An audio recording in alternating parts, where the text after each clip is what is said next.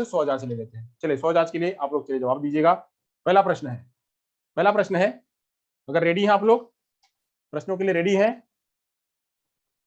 प्रश्नों के लिए रेडी हैं? चलिए तो पहला प्रश्न लेते हैं।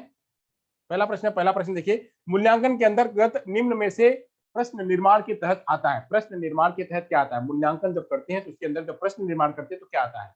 क्या आता है? इसका जवाब है यहाँ पे ऑप्शंस होंगे, समस्त पाठ्यक्रम का मूल्यांकन, सभी विषयों का मूल्यांकन, संज्ञानात्मक, भावनात्मक एवं मनोगत्यात्मक पक्ष, संज्ञानात्मक पक्ष का मूल्यांकन। क्या आता है? प्रश्न निर्माण के तहत क्या आता है? जवाब दीजिएगा, जवाब दीजिएगा। प्रश्न निर्माण के तहत क्या आता है? प्रश्न निर्माण के तहत क्या आता है? प्रश्न निर्माण के तहत क्या आता है? तो आता है क्या? समस्त पाठ्यक्रम का मूल्यांकन नहीं आता है, वह सभी विषयों का मूल्यांकन नहीं आता है। यही जो कॉग्निटिव, अफेक्टिव और साइकोमोटर डोमेन है, ये तीनों डोमेन जो है वो आते हैं। चलिए बहुत बढ़िया, इसका आंसर है वह 3। चलिए अगला प्रश्न लेते हैं। अगला प्रश्न है, मूल्यांकन के उपकरण है। मूल्यांकन के क्या क्या उपकरण है? तो क्या क्या उपकरण है? मौखिक प्रश्न, साक्षात्कार प्रश्न, प्रयोगात्मक पक्ष, उपरोक्त सभी। जो मूल्यांकन के टूल, उपकरण मतलब टूल, टूल क्या क्या है? टूल है सभी। बहुत बढ़िया, चारों इसके टूल हैं। मौखिक प्रश्न भी है, साक्षात्कार भी है और प्रयोगात्मक परीक्षा भी है, सभी है इसके। चलिए बहुत बढ़िया, अगला प्रश्न लेते हैं। निम्न में से व्यावसायिक रूप से उत्तम परीक्षण का लक्ष्य नहीं है। व्यवहारिक रूप से, निम्न में से व्यवहारिक रूप से उत्तम परीक्षण का लक्ष्य नहीं है, यानी उत्तम परीक्षण वह नहीं है, लक्षण नहीं है। क्या नहीं है लक्षण? कि वह उद्देश्य परक हो, वह सस्ता मूल्य हो, आसानी से प्रशासनिक हो, विश्वसनीय हो। क्या एक व्यवहारिक रूप से उत्तम परीक्षण का लक्षण नहीं है? क्या नहीं है? व्यवहारिक रूप से,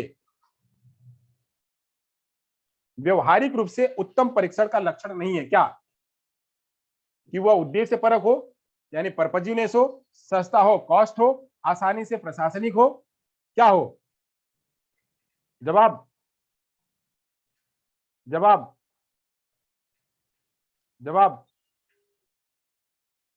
जवाब, जवाब, जवाब, जवाब, जवाब, जवाब, जवाब, जवाब, जवाब।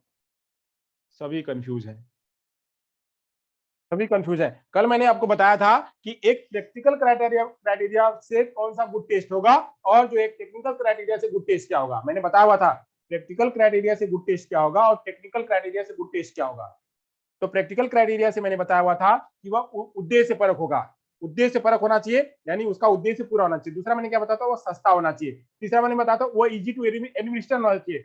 जो चौथा इसमें है विश्वसनीय, वो टेक्निकल क्राइटेरिया के पॉइंट ऑफ व्यू से है, वह तकनीकी तकनीकी व्यवहार के हिसाब से है। तो विश्वसनीय, विश्वसनीय कैसा होता है? विश्वसनीय तकनीकी व्यवहार के रूप से होता है, व्यवहारिक रूप से नहीं होता है, प्रैक्टिकल पॉइंट ऑफ व्यू से नहीं होता है। प्रैक्टिकल पॉइंट ऑफ व्यू से उत्तम परीक्षण का लक्ष्य क्या नहीं है? तो विश्वसनीय। विश्वसनीय जो है वो टेक्निकल क्राइटेरिया में आता है। अगर वह विश्वसनीय होगा, रिलायबल होगा, तो क्या होगा? वह टेक्निकल, टेक्निकल में जाएगा। तो यहाँ पे जो विश्वसनीय, वह यहाँ पे ओड है, वह अलग है। चलिए यहाँ पे चौथा जो जवाब वह सही है। आगे चलते हैं। ब्लूप्रिंट का उद्देश्य नहीं है। क्या नहीं है? क्या नहीं है? पाठ्यक्रम में संशोधन करने वाला होना चाहिए, संपूर्ण पाठ्यक्रम आधारित होना चाहिए, सभी प्रकार के प्रश्न शामिल किए जाने चाहिए, प्रश्नों के प्रकार के अनुसार अंक निर्धारित होने चाहिए। क्या होना चाहिए? ब्लूप्रिंट का उद्देश्य नहीं है। क्या नहीं है? सही बात है, पाठ्यक्रम में संशोधन करने वाला इसका काम नहीं है। पाठ्यक्रम में संशोधन करना इसका काम ब्लूप्रिंट का नहीं है। इसका काम है वो संपूर्ण पाठ्यक्रम पर होना चाहिए, सभी प्रकार के प्रश्न पर उसमें आने चाहिए, प्रश्नों के प्रकार, अंकों के और उनके अंक निर्धारित होने चाहिए। चलिए आगे चलते हैं। त्रिविमी ब्लूप्रिंट के तहत नहीं आता है। क्या नहीं आता है? शैक्षणिक उद्देश्य, प्रश्नों के प्रकार, विषय वस्तु, प्रश्नों की जांच। क्या नहीं आता है? त्रिविमी ब्लूप्रिंट के तहत क्या नहीं आता है? त्रिविमी ब्लूप्रिंट के तहत क्या नहीं आता है? शैक्षणिक उद्देश्य, प्रश्नों के प्रकार, विषय वस्तु, प्रश्नों की जांच। सही बात है, प्रश्नों की जांच इसके तहत नहीं आती है। चलिए अगला प्रश्न लेते हैं। भाषा शिक्षण के मूल्यांकन होते हैं क्या क्या? रचनात्मक प्रतिपुष्टि उपलब्ध कराते हुए सीखने में संवर्धन करना, रचनात्मक प्रतिपुष्टि उपलब्ध कराते हुए सीखने में संवर्धन करना, ग्रेड पर महत्व देना, छात्रों का वर्गीकरण करना, अध्यापक की शिक्षण कौशल को जांचना। भाषा शिक्षण के मूल्यांकन होते हैं। क्या होते हैं? भाषा शिक्षण का मूल्यांकन क्या होता है? मतलब क्या होता है? भाषा शिक्षण का मूल्यांकन क्या होगा? भाषा शिक्षण की मूल्यांकन का मतलब क्या होगा? क्या होगा? यहाँ पे किसको जांचना?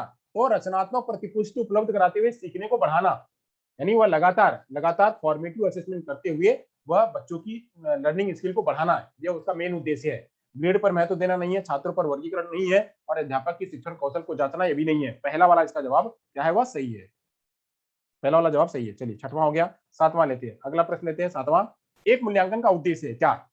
एक मूल्यांकन का उद्देश्य है निदानात्मक, उपचारात्मक, अधिगम का विस्तार, यह सभी। मूल्यांकन होना चाहिए क्या? मूल्यांकन होना चाहिए क्या? सभी रूपों में। मूल्यांकन जो है निदानात्मक भी होना चाहिए, उपचारात्मक भी होना चाहिए, अधिगम का विस्तार भी करने वाला होना चाहिए, सभी होना चाहिए। बहुत बढ़िया। तो यहाँ पे 7 प्रश्नों की श्रृंखला जो है खत्म होती है।